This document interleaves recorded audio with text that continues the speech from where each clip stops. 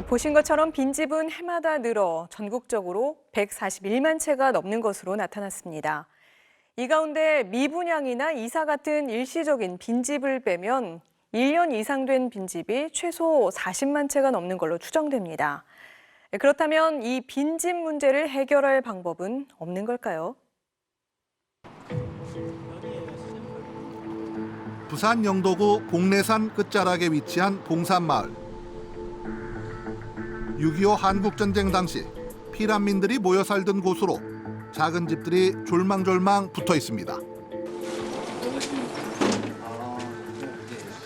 오래전부터 비어 있었다는 한 집에 들어가 봤습니다.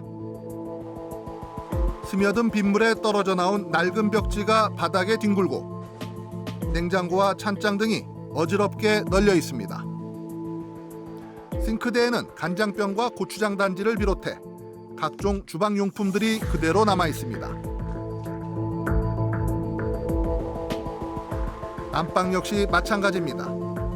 장롱 속 이불에서부터 화장대 위에 놓인 화장품들까지 세간살이는 모두 놔둔 채 몸만 떠난 듯합니다.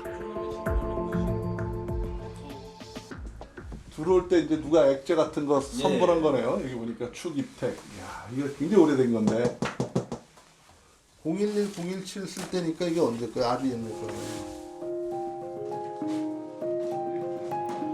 이 동네에 있는 집 400여 채 가운데 20%가 넘는 80여 채가 이런 빈집들입니다.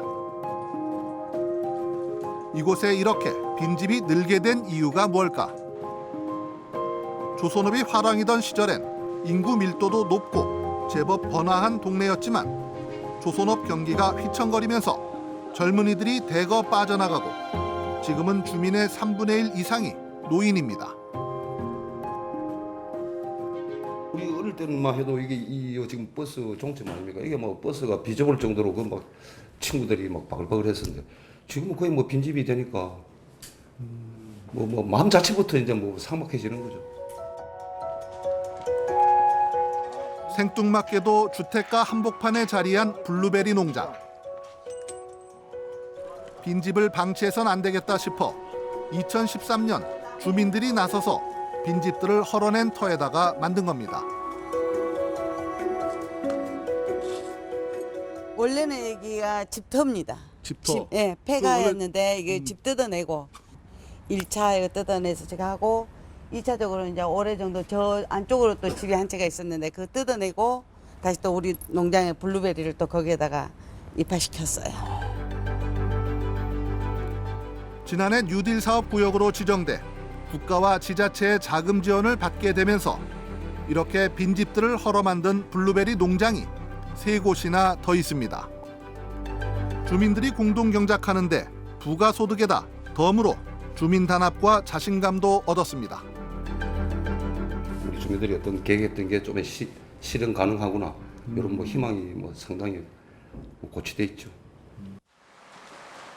이 동네 또 다른 빈집 활용법, 바로 게스트하우스입니다. 약간 경사진 골목길에 자리한 아담한 2층 양옥집. 지난해까지만 해도 귀신 나올 것 같은 폐가였지만 지난 5월 깔끔한 게스트하우스로 변신했습니다. 집 매입과 개량에 필요한 예산은 국가와 지자체가 부담하고 주민들이 고쳐서 게스트하우스로 운영하고 있습니다.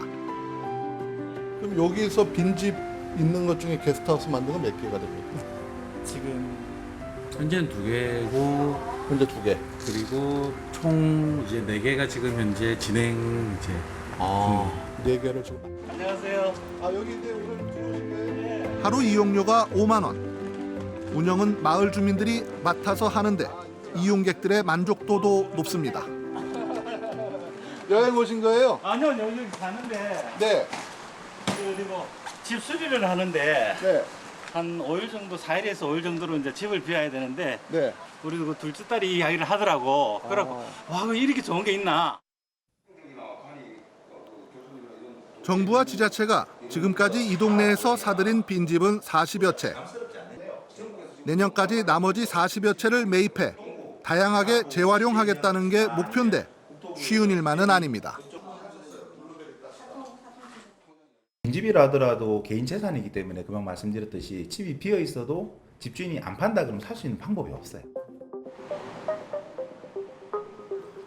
이렇게 도시 안에서 빈집이 생기는 이유는 다양하지만 경제적 활력을 잃거나 재개발, 재건축이 실패한 곳 등입니다. 보다 큰 틀에서 보면 국토 면적의 12%에 불과한 서울 수도권에 전체 인구 절반이 몰려 사는 수도권 집중화, 그리고 그에 따른 지방 공동화가 문제입니다. 기초지자체 거의 30%가 5만이 안 돼요. 이제 이 추세로 계속되면 상당수 우리 기초지자체, 특히 군단 지자체들은 이제는 소멸 얘기가 그냥 단순한 예측이 아니라 이제 현실이 될 거다 하는 거죠. 특히 활력을 잃어 사람들이 빠져나가서 빈집이 많이 생기는 곳에 새로 좋은 집을 지어 사람들을 유입시키려 하는 건 또 다른 부작용만 낳게 된다고 전문가들은 말합니다. 제로섬 게임이에요. 우리가 어디서 뭔가를 가져오면 또 그쪽은 또 비게 되는 거예요. 비어내는 그 큰 흐름을 거스르지 말자는 거거든요. 자, 그러면 그 비어내는 곳에 우리가 물리적으로 새로 건물을 짓고 하지 말고, 자, 빈 땅이 있다 그러면 이걸 어떻게 쓸 건지를 고민해보자.